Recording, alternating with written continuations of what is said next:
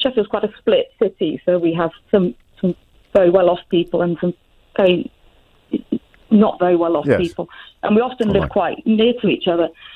I live in one of the areas which is very deprived. It's in the top 10% deprivation index for the country.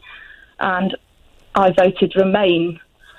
This is really scary to admit around here. Is it really? Still? It's terrifying. I lived in a... So it's not like I could go out and talk to anyone in this part of Sheffield at all. Really? About that. I've lost friends. My mother won't feed me, so, you know... I'm but anyway, so sorry. So I voted carry on. Remain, but it's got to stay sort of secret. Well, obviously nobody would be listening to this show. So anyway, you'd be surprised. The reason I rang in is that I used to work in a news agent until recently, and so we would have all the sort of thinking about the headlines we were talking about. Yes. So what the Sun does is it gives these small news agents big hoardings and insists they put the Sun, you know, facing the door as you come in. But they use it.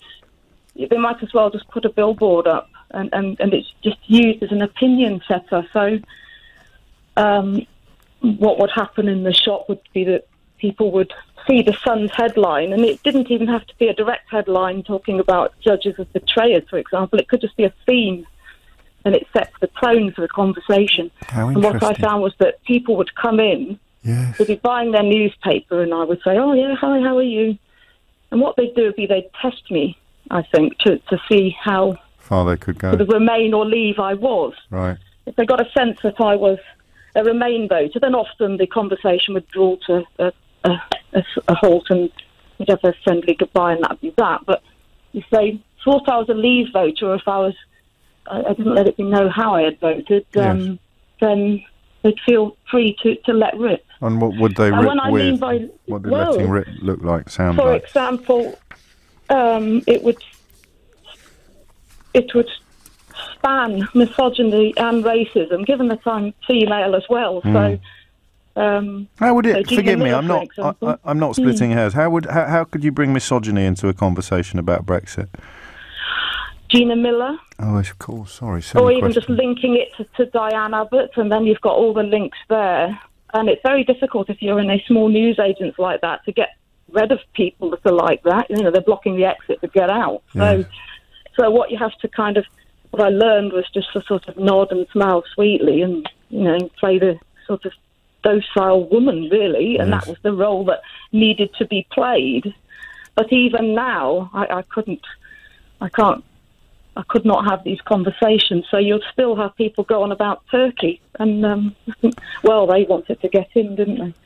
Turkey, here we go. Yeah. And it doesn't, you know, you can refute it, saying, well, Turkey are not going to get into the EU. It's not a worry for you.